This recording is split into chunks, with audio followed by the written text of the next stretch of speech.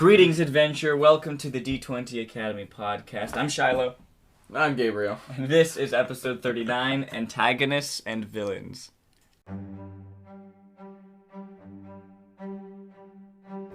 Hello everyone, and welcome to an episode about antagonists and villains.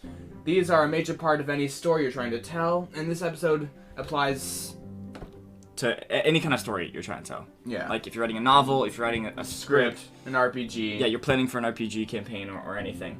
So that's what this episode's going to be all about. Going through villains and antagonists and motives and all that cool stuff.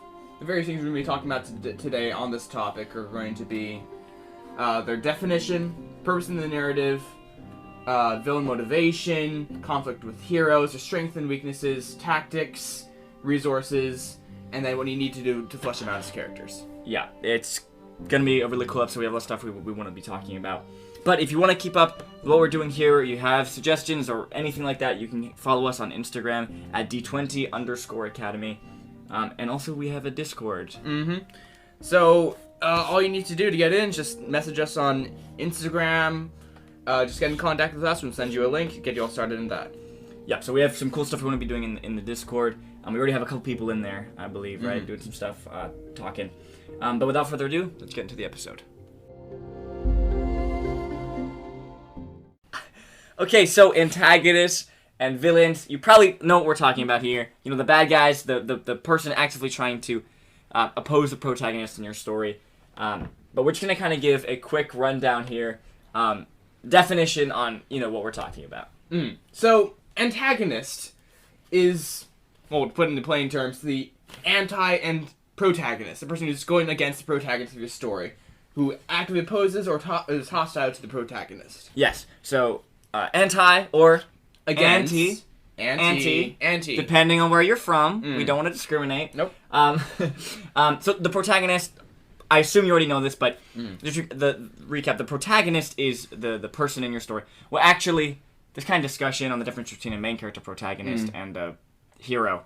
But for the most part, the protagonist is the main character of the story, or the people in the story who the story follows, or they're the ones being proactive and stuff. That's not all necessarily true. Depends on how you're defining it.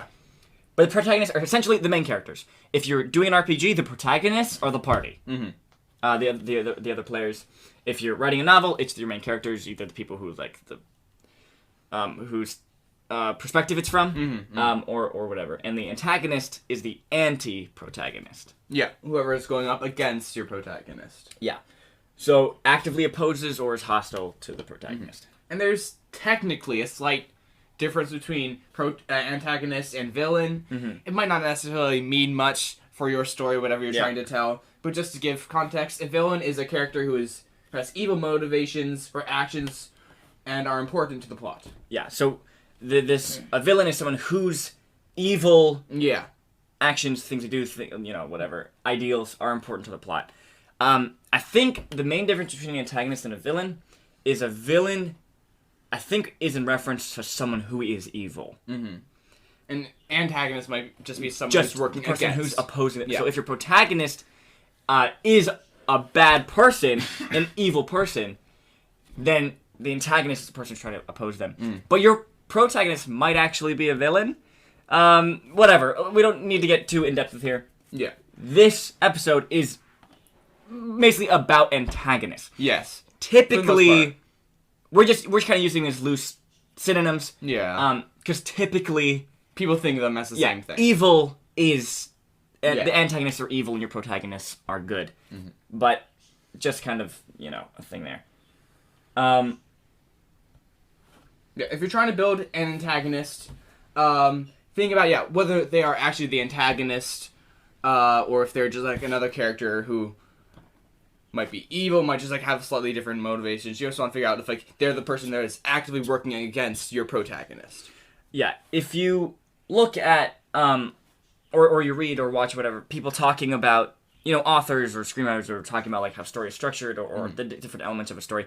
A lot of people will bring up antagonists and like you need to figure out your protagonists, right? Your main characters and who is the people that they're trying to oppose, who's opposing them, and then conflict.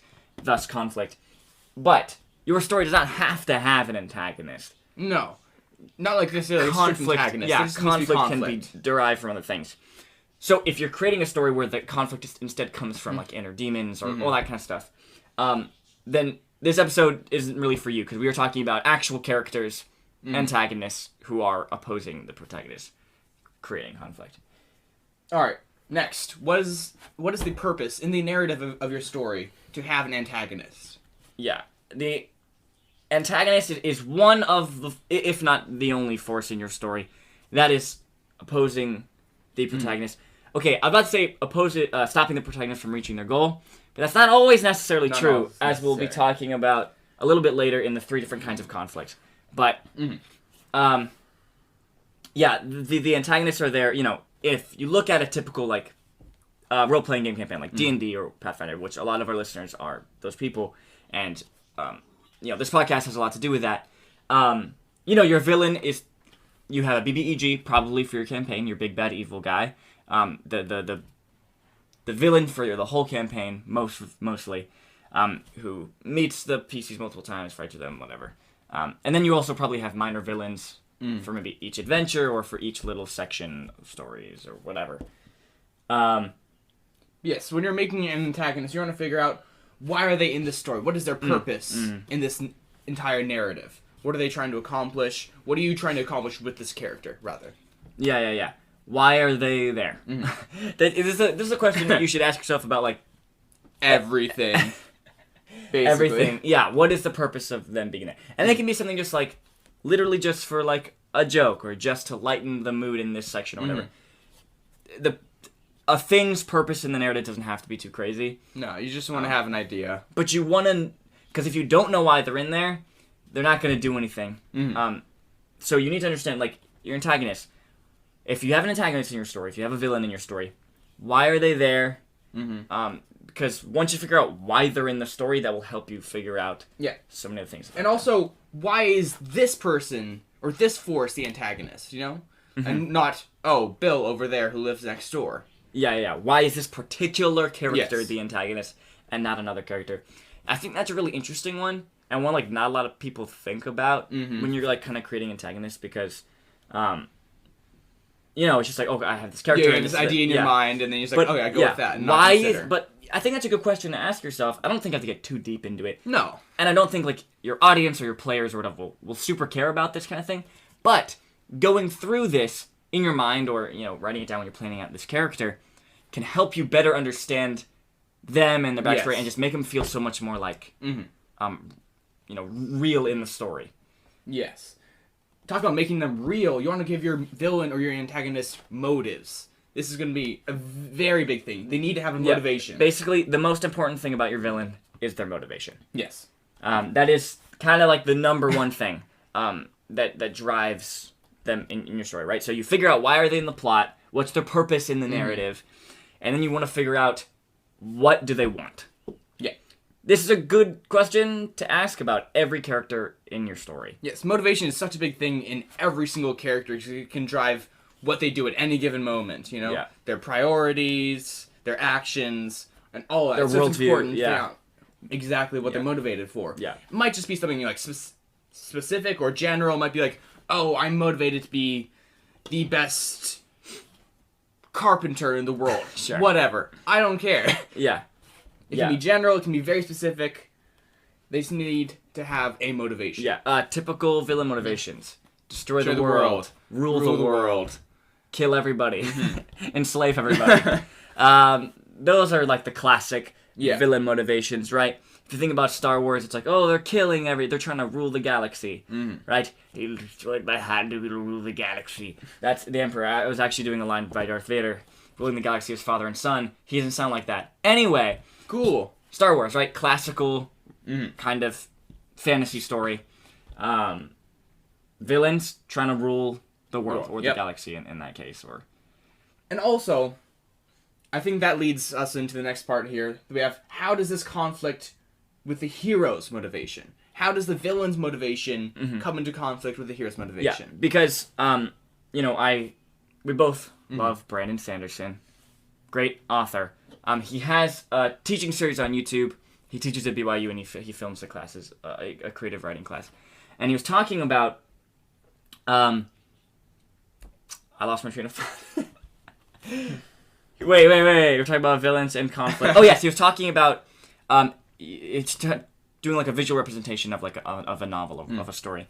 You have like one circle, which is character, one circle, which is the world, the other one, which is the plot, and they're all kind of intersecting, kind of like a Venn diagram. And then you have conflict, which connects all of them. And then also around them you have a box, which is the lens in which you view the story, like your tense and your perspective. That's not always true depending on the medium that you're telling the story in. But it's true. The world, the characters, the plot, the thing that connects all of them is conflict. Right? Story is conflict, essentially. Yes.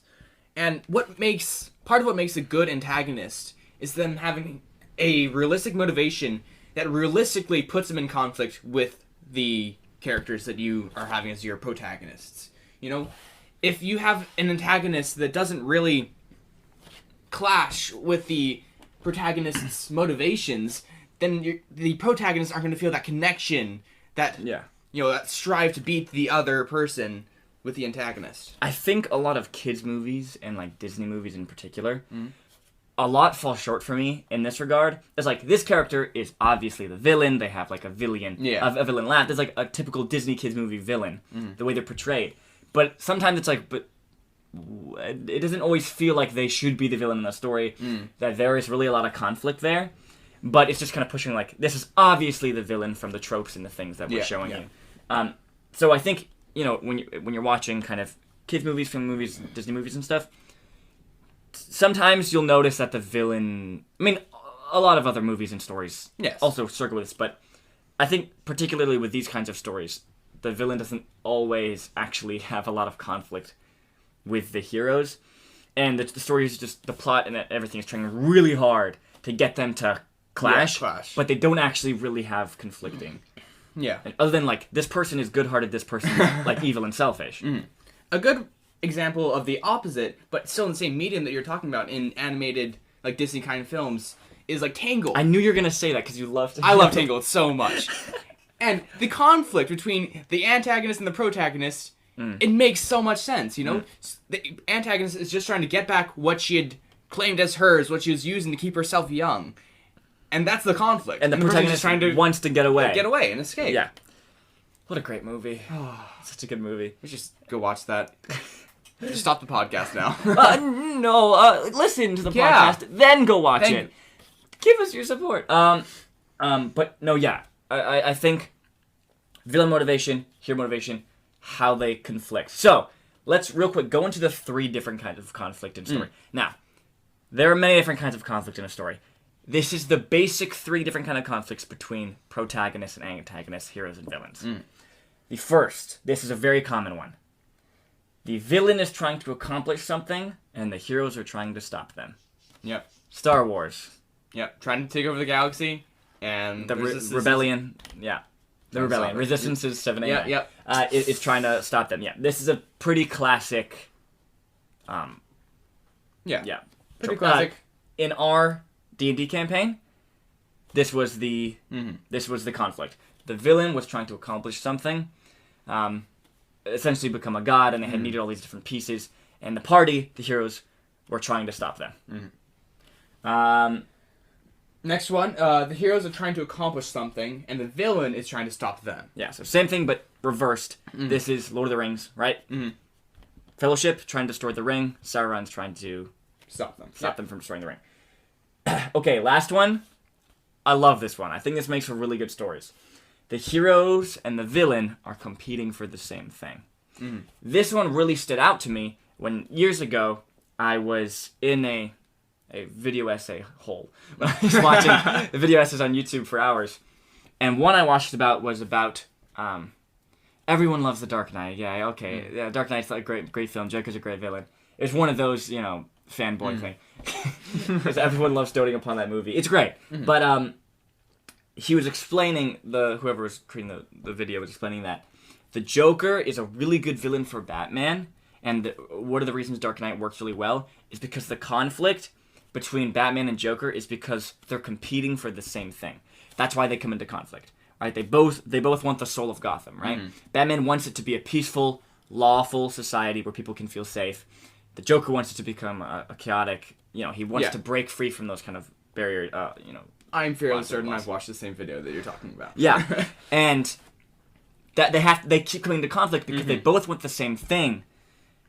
They both want the soul of Gotham, but they want to control it. Yes. I think this type of conflict gives a good platform for you to show how there can be two different perspectives to trying to achieve something, like this person is trying to achieve it to do this person's trying to achieve it to do this, or because of this and because of this. It's just a good mirror there that you can use. Yeah. Definitely for I think recently when it comes to novels and stuff, you kind of have to write a story that's kind of newer or a new take on whatever, which means that nowadays all genre fiction stuff has to have a twist. You have to have it. And also people are playing around with let's do it from a villain's perspective now or whatever. That's a big thing now. And for those stories that switch perspectives between the good guy and the bad guy or whatever, so you get to see both sides and those kind of stories. And I don't want to cut down those stories or whatever, but I think those things are popping up a lot recently because people are having to find new ways to tell stories or whatever from interesting perspectives. And this is kind of the same one, right? They're both fighting for the same thing, but you get to see things from both sides. Yeah, I like that. All three of these conflicts, cool, all work. Yeah. Don't not use the first two just because they're used often. They're tropey, yeah, because they can still work. Once again, depends on the kind of story you're trying to tell. Yes, of course. For an epic fantasy, Lord of the Rings kind of D&D campaign thing, the first two work pretty well. Definitely the first one, I think. Kind of a larger than intimidating force, villain, the Empire, or whatever, trying to dominate the world, trying to do whatever, and the heroes are little ragtag, rebellion, trying to stop them. It's tropey or whatever, but it works. So depending on the kind of story you want to tell. Yeah. Next, strengths and weaknesses. This is a fun thing that you can use, you can play around with when making a story. What is your antagonist's strengths and what are their weaknesses? Specifically, what strengths does it have that make this particular antagonist, this particular being, a difficult opponent for your heroes or for your protagonists? What makes it uniquely strong against them? Yeah. Or uniquely strong in this situation? That's a really good point because I think when it comes to building villains and antagonists, right? When we talked about the definition earlier, right? It's someone who actively opposes the protagonist. So you need them to be, coming into conflict, clashing a lot. And when they have certain things that give them an advantage over the party, and then certain things that can be exploited, that not the party, the heroes. I don't want to make it restrictive to RPGs, but weaknesses that the heroes could exploit to defeat them. That's a really good villain. Yeah, I think depending on what type of story you're trying to tell and what medium you're using, the strengths of the antagonist don't necessarily need to be universal strengths. It can be strengths against this specific character, this specific protagonist. It can be the antagonist has specific information over them. It doesn't need to be this antagonist, I have to give him a strength, so superhuman speed now. Bringing it back to the best movie, Dark Knight. Now I'm thinking about this. That movie does it great. One of the reasons the Joker's a great villain. Because Batman, he's super badass, right? He can kick people's ass. He's a fighter, he has weapons, all this kind of stuff. But none of that works on Joker. And that's an advantage Joker has over him. One of his strengths is that he doesn't care about that. He doesn't have anything that Batman can pull on or whatever. Because he directly opposes. Batman is a martial artist. He has all these gadgets, but it's useless against the Joker because of. I think that's a great example. That's really good.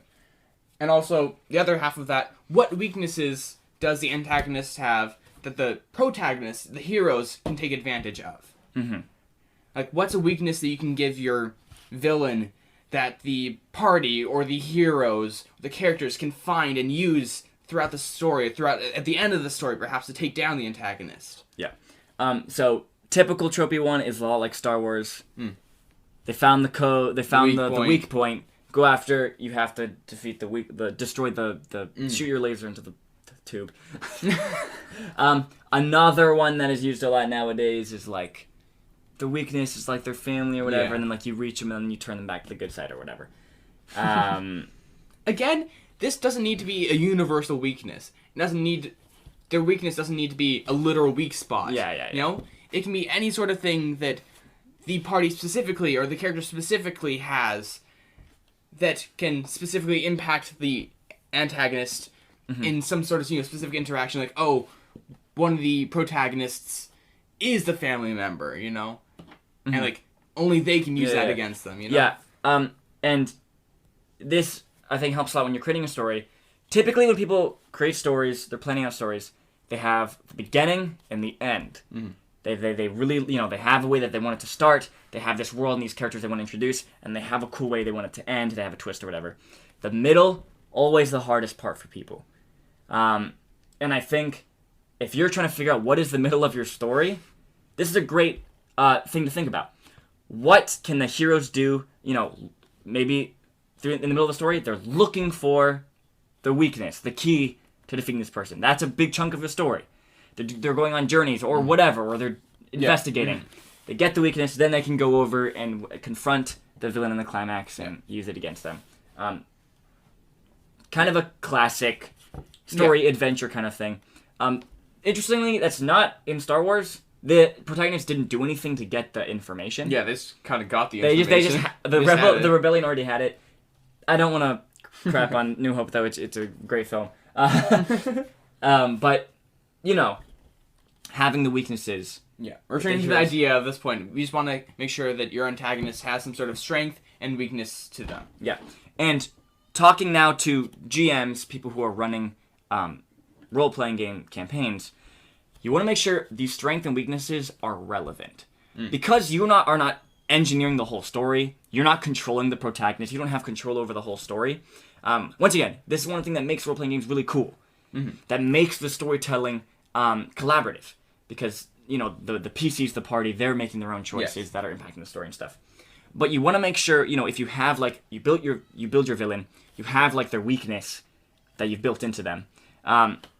But, you want to make sure that's relevant, that the party will be able to find a way to discover this. Build an adventure out of it. They have to go find the ancient sword that is the only thing that can kill this person or whatever. You have to make it relevant and something, you can't make it something that they would never discover, that they would never find, that they would never use. Because then, what's the point of having it at all? Exactly. If it's not relevant, why have it? Yeah. Next, what tactics does your antagonist use? What do they do to further their goals?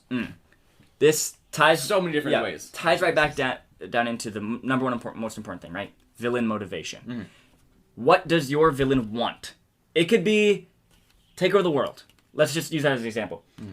What are the tactics they're using? What are the means to the end? Right? What are they doing to get to complete their motivation? How do you word that? To reach their motivation? To reach their goal. Reach their goal. Yeah. What are they doing to further that? This also factors into what are their strengths, Perhaps their strength is they're very good at convincing people to do things for them, Yeah. And they use that to further their motivation, they use that to achieve their goals. Yeah. This definitely ties into their strength. Yeah. If you think about Star Wars and Dark Knight are our only examples today. But in Star Wars, the Death Star, that's a tactic the Empire is using, a fear tactic, right? To take over the galaxy. Exactly. They have this big weapon, no one will be able to come against them, therefore everyone has to bow down to them, and they will rule the galaxy. The Death Star is a tactic they're using to further their goals. Yeah. The next thing is, what are their tactics that they use to gain an upper hand over the hero, specifically? If you're going to have an antagonist that frequently comes into conflict and contact with your protagonist... Which, if you can't decide between if you want them to clash more with your heroes or clash less with your heroes in stories, always err on the side of clashing more with your heroes. It just adds more. You always want your protagonist to be coming to conflicting with your heroes as much as you can. So what other tactics do they use specifically gain an upper hand over the heroes? Perhaps they have the specific weapon that they use that's particularly effective against these people, you know, or you know, any other sort of tactic. So I was just thinking, this is literally mirroring what we were just talking about. Your villain has a weakness, right? And the heroes are looking for a way to exploit that. Once the villain is able to recognize the heroes as a threat, they might also try to look for their weaknesses. Correct. So, like, an immediate thought that went to mind, this is kind of classic in tropey, is like, they take someone they love hostage. Yeah. Or they capture someone, so they have to come save them, and then they can kill them, or whatever. Yeah, it's kind of flipping the same thing. Once the villain recognizes them as a threat, how are they exploiting their weakness, the hero's weaknesses? Because it's only natural, because the protagonists are like, oh, this is a threat, then they work to stop that. And once the antagonist realizes, oh, these people are a threat, they're going to work to stop that. For sure. Next, if applicable, in combat, what tactics do they use to set them apart from others that the heroes might encounter? This isn't necessarily applicable to everything. Yeah. It's only necessarily applicable in detailed combat in stories and in, like, role-playing games. Yeah. Like, they have a special ability that they can use, you know, that sets them apart from other monsters, villains, whatever. They have a special ability that they can use. It's cool and new and exciting. Or perhaps in your story, they have a special power they can use to create a cinematic moment in the fight, you know? But, you know, I think the word tactics is really good. Like, do they have certain strategies or whatever as well? That is... Like, do they have a style in which they fight, you know? If they're like a sword fighter, they have a specific style that you can use to help describe what they look like and what they're doing. Also adds a nice bit of, you know, uniqueness. Yeah, so you want to figure out, and this is, you know, kind of still the natural progression, right? You figured out what the villain wants. You figured out what they're good at. Now, marrying those two, how are they using what they're good at to get what they want? It's like a perfect soup. And this next thing we're talking about also has to do with that. Yes. What resources do they have? Resources can be used in so many different ways in your story, and antagonists can have as much or as little resources as you want to give to them. You just need to figure out what resources do they have, and how do they use them. Yeah, so this can be anything. Armies. Money. Magic. Influence. Wealth. Influence. Power. Whatever it is. Resources come in many different shapes, sizes, flavors. And they all have their own unique benefits and drawbacks, you know? Perhaps they have a lot of money, but then they have a debt, you know? Perhaps they have a lot of influence, but then they have a lot of enemies, you know? Yeah. So this is kind of similar to tactics, but it's different in the sense that, like, your villain, one of the resources might be a huge army. Like Sauron, he has, like, millions of orcs. That's a resource he has. The tactics is how he uses those orcs to fulfill his motivation, take over Middle-earth. Yes. It feels so good when this all comes together. It's so nice. When you connect these things, it just really makes for a good, realistic, compelling, dangerous villain. Yes. Like, think of the Empire. Going back to Star Wars again. Yeah. They have so many resources, and they detail, like, what resources they have. And that is one of the things that adds tension to the plot of, oh, like, they have the Death Star. They have this army that they can use to do this stuff. And the whole story about working around that and defeating it against all those odds and resources. 99% of the time, they should have more resources than the heroes. Because more power, more status, more army, more money makes them more of a threat, turning it into more of an underdog story. We're not going to talk about it this episode, but the stakes are higher. Yes. The danger level is much higher when they have more resources. You can totally tell a really cool story where the villain actually has less resources than the heroes or whatever. But it's just a nice, easy way to add more of a threat to your antagonist. Yeah, for sure. All right. Next couple things. Not necessarily the biggest question you need to ask, like, how do they obtain these resources? You know, you can answer that really simply, like, they gain control of the galaxy, so of course they have the money and manpower to build the Death Star. But this just goes back to also, like, kind of world building things. But just the logical explanation. We only need a paragraph, a sentence maybe, just to know why they have these.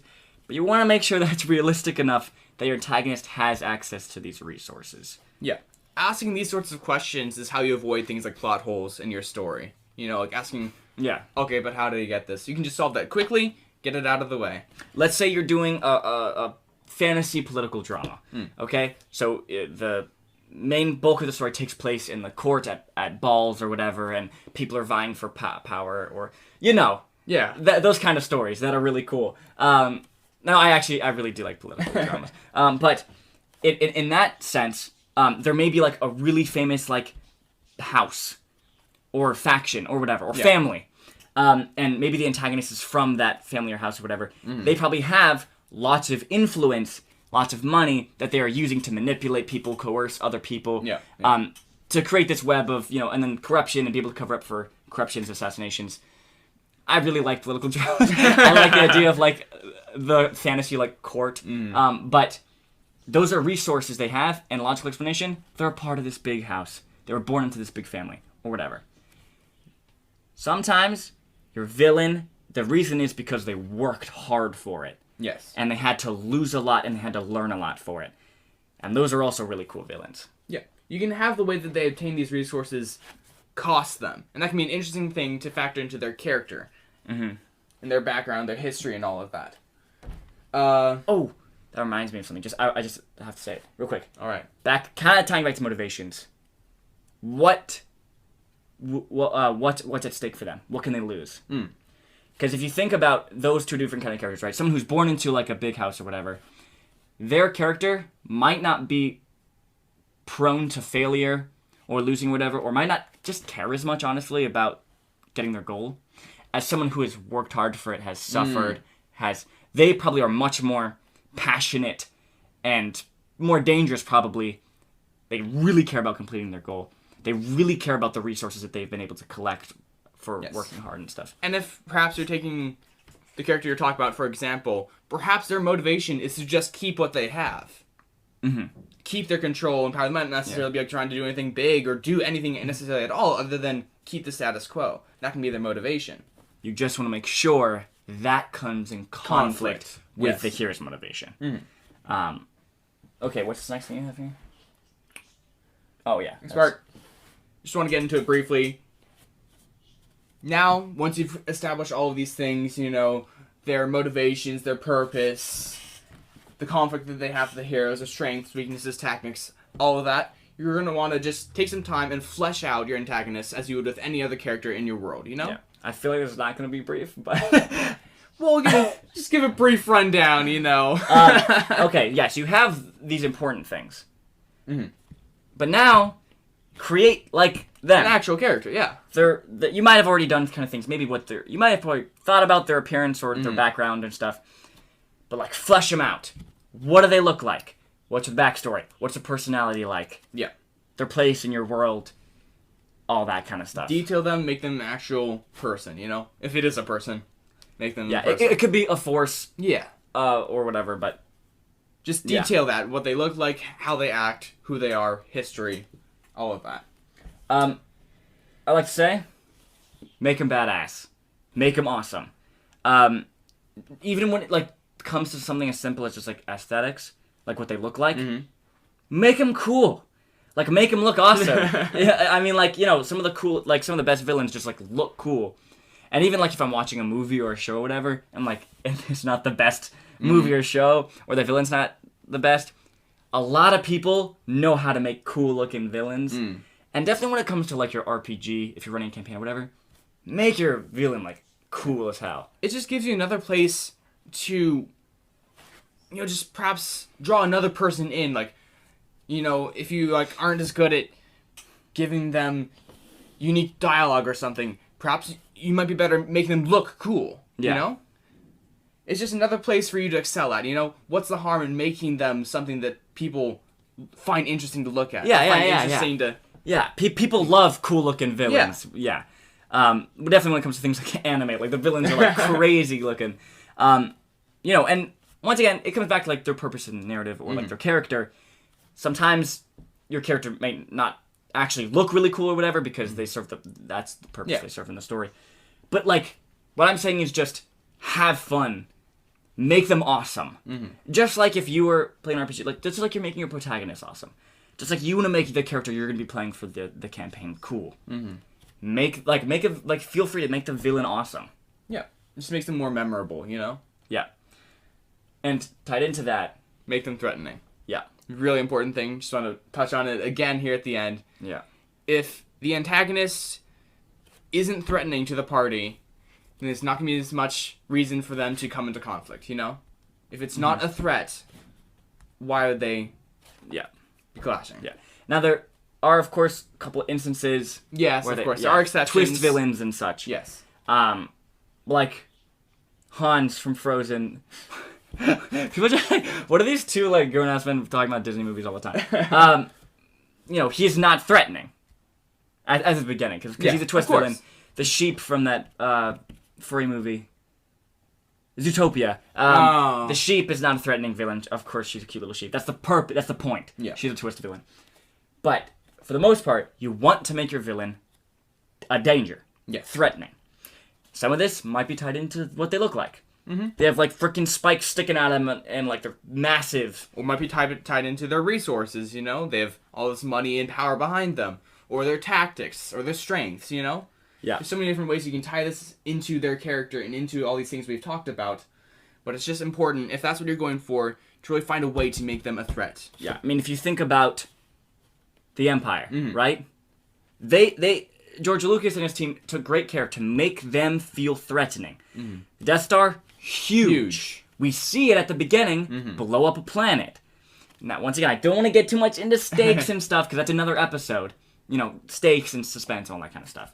But I think it does matter, and I think we do need to touch upon it here because that matters for the villain. Yes. Setting up the stakes, being like, wow, the Empire, really powerful, really threatening. Darth Vader, he just kills tons of dudes. In like the first scene, he just comes in and just takes out his red lightsaber and kills all these rebel soldiers.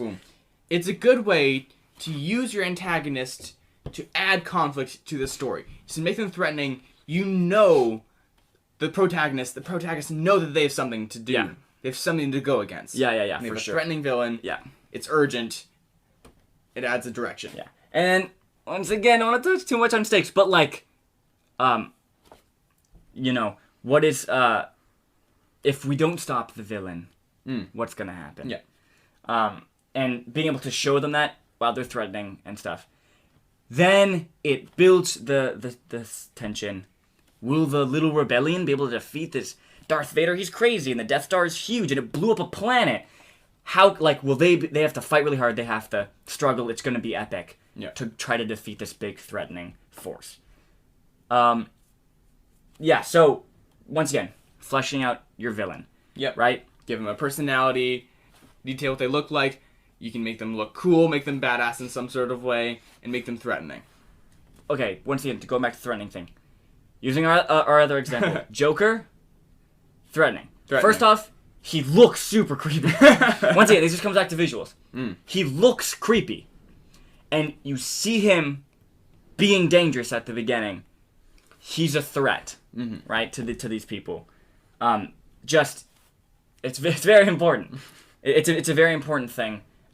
Because if the party doesn't see them as a threat, they don't care to collide with them. They won't care to go after them or to whatever. And this isn't just important in role-playing games where you're trying to get your players to do something necessarily. Yeah. It's also in a story, if you set up this antagonist, but they aren't threatening the party or coming into conflict with the party. The heroes, yeah.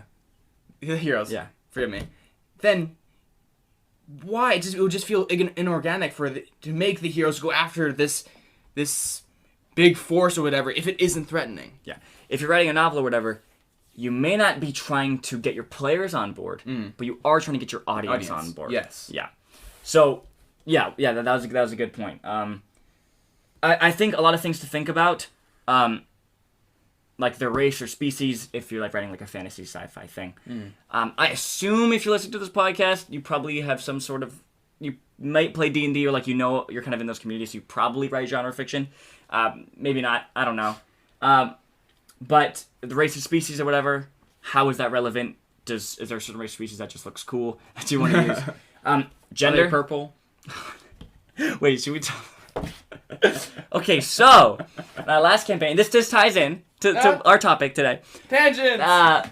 So the campaign I ran for like 2.5 years or now. We ended maybe half a year ago.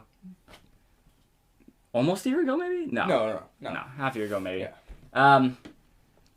And the big evil race of people. There was a race I created called the Zenthari. They're kind of Egyptian-themed slavers, psionic powers. This race of people who's trying to conquer the world and enslave everybody else. And they were this big villainous force, and the heroes were trying to stop them. Now, for some reason, and we just learned this last night when we were playing our new campaign. We were just talking about this. Everyone thought they were purple. Everyone thought they were purple. It's the but weirdest apparently thing. they're like okay, so they were never purple in my mind. I made them. They kind of look like elves. They got pointy ears. They're bald. They're pale skinned. They have an eye. They have a vertical eye on their forehead. We got all of that, but just purple. For some reason, everyone thought they were purple. And we were talking about it yesterday, and everyone was like, "Oh yeah, I thought it was purple." Wait, I thought it was purple too. And I'm like, "What?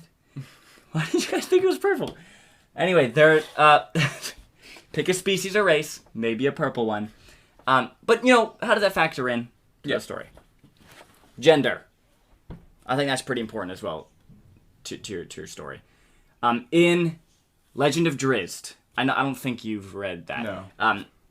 Massive book series by R.A. Salvatore. It's in the Forgotten Realms. One of the things that made that world really popular.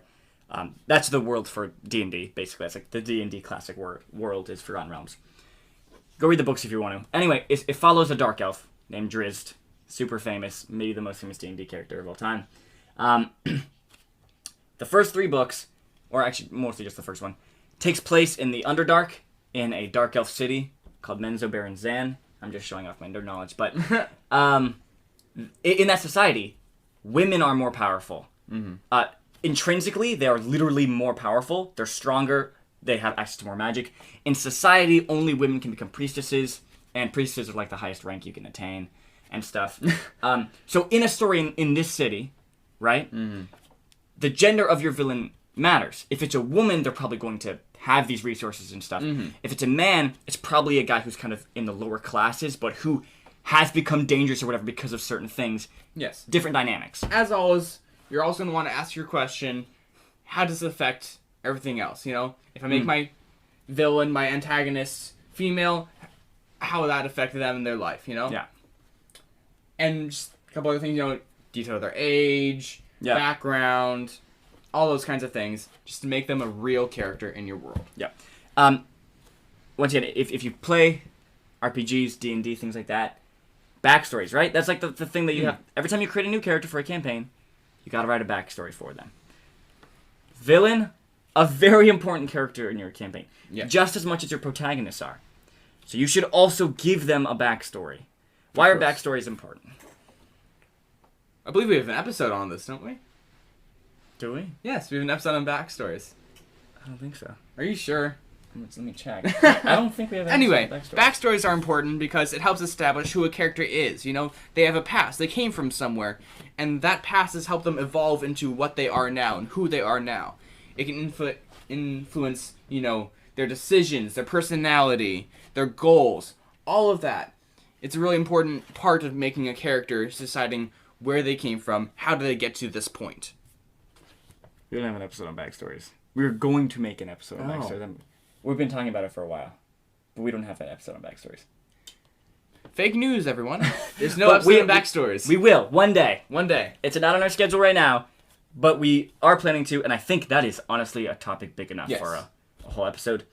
But I just want to touch upon, it is important for your villain, just like your heroes, to have a backstory. How does that form their motivations? How does that form the resources they have access to? How has that led to the tactics they use? I think this is super relevant right now. Has to do with the campaign I'm running right now. But I don't want to do any spoilers for you because you're in that campaign. But there are a couple different villains in the story. You guys aren't actually fully aware of all of them yet. But there are a couple of different villains that I've set up in the campaign. And the players will be able to try to figure out who will they side with, who will they trick, whatever. That's kind of a theme of the campaign, though, in general, that we talked about.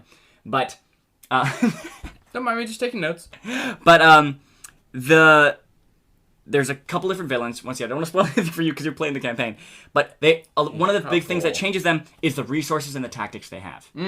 One of them has not a lot of resources, but their tactics are very like straightforward. Violence, chaos. Another person has lots of resources. They may be more. They act. Their tactics are much more subtle, manipulation, things like that. So, how, and that all has to do with their backstory, where that character comes from. I've already said too much. But yeah. So, all this stuff. You're creating a character, a very important character, and you probably already know how much goes into characters. There's a lot that goes into making a character seem real and realistic in your world. Yeah. So you might want to spend a decent amount of time building up this antagonist, detailing all the things we've talked about, and anything else that you think that's important to this character and to this story. Yeah, I do want to point out, once it comes down kind of to like relevance and your antagonist, how much time you should kind of spend on making them. Because honestly, if you're building someone like the Joker, right, in The Dark Knight, you want to go into detail with them. What do they have access to and stuff? They're competing for the same thing against Batman, right? You want to make an interesting character. He's on screen a lot. Matters a lot. Now think of, like, Sauron. If you just have read The Lord of the Rings or just seen the movies, not any, like, appendices or Silmarillion or anything, you don't really know a lot about Sauron. That is true. He's just like the Dark Lord. You never encounter him.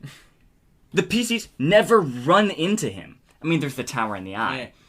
But, honestly, he's kind of a faraway antagonist. Like, yeah, exactly. Yes, he's kind of a faraway antagonist. So, Emperor 2, I feel like. The one you would flesh out much more is Darth Vader. Yeah. But you want to figure out how close are they? Yeah. Are they ones that physically, are running into the party a lot, or ones that are more faraway villains? Yeah. In closing, just want to recap what we talked about. When you're talking about making an antagonist and a villain, you just want to make sure that you detail, most importantly, what is the motivation. Most important. Yep. First of all, figure out their purpose in the narrative. Make sure that they matter. Yeah. That they should be in the story. Yeah, but then the most important thing about that. Most importantly, motivation.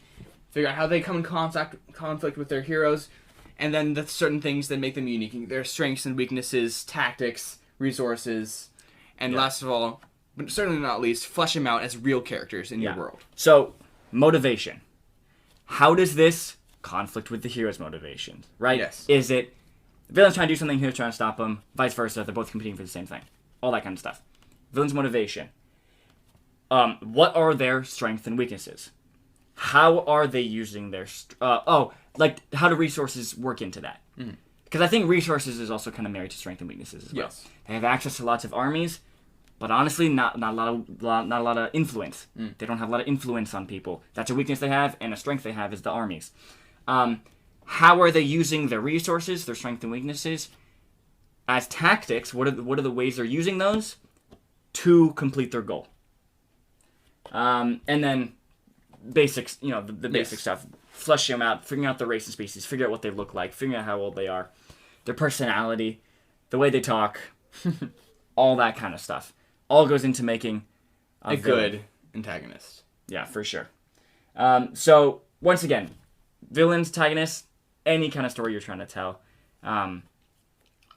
Medium, rather, sorry. You can tell a story without an antagonist. But whatever medium you're using, whether you're writing a novel or a screenplay or you're creating an RPG campaign or whatever, this is something really important. I'm surprised it's taking us 39 episodes to do an episode on this because, I think this is really important.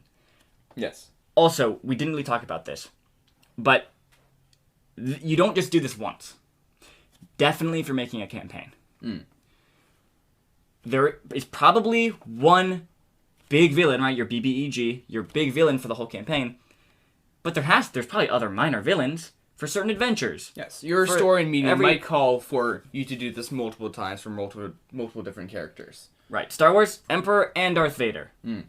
For like our D&D campaign, right, our BBAG was this evil lich guy, but there were other minor antagonists throughout the whole story in these different story arcs and these different adventures. Yes. And something I want to touch on just here at the end, all of these things might change throughout your story. The villain's motivations might change throughout the story and the plot. Their tactics and strengths and weaknesses, that all might change. But it's just nice to have an idea of what they are. And if you do come to a point where something that you're planning to do in this story would change that, don't be afraid of it. Just know that there are going to be ramifications. Yeah, I think that was a super good point, though. That just reminded me of something else. Just like the heroes, just like your party, the players, the tactics and resources, strengths, and weaknesses will probably change once they start conflicting with the heroes, once they start seeing them as a threat, right? Yes. They may, this tactic isn't working. They're going to switch things up. New danger, more threat, more stakes. They realize they're going to need a bigger army to defeat the heroes. They get access to bigger army. New danger, more threat. Yes. More stakes. There's a popular saying that goes as, nothing survives contact with the players. Yeah. And you might even find that if you're writing a book, your plans that you had for your antagonist might not survive contact once you introduce the protagonist, the people who are working against it. It might just not work, and might not work in the way that you're thinking. So just don't be afraid of the change, just be aware of it. I think, yeah, that's a really good point. I think it's a good place for us to end here today. Yeah, there's a lot of things we've talked about, really important things. I want to make a villain right now. Real quick. We are both trying to write right now. Maybe you're writing a short story, you're not really sure. I'm trying to write a novel, both kind of in the fantasy genre. But both of us, to my knowledge, don't have antagonists in our stories. No, like, person or being in mind, at least. You are writing a fantasy adventure story. I'm writing a fantasy heist story. And neither of our stories have villains. We have threats and stakes and dangers and our protagonist motivations and everything. But the threats and everything, they come from a different source. They come from something else, right? Like if in an Underdog sports movie, there's usually not like an antagonist. There may be like, the rival team, but typically there's not an obvious antagonist other than they come from a really poor district, they have to overcome that, or they don't work well together. So there are other ways that you can use in substitution for an antagonist. Other ways you can use 100%. To bring conflict and stress and threat to the campaign, the players, the characters in your story. Yeah. This is just one of the ways we want to talk about, and it's a really important and big and popular way. For sure. Villains, great. Really, really good tool, I think. They're a really good tool for storytelling. But yeah, I think that's a good place to end there.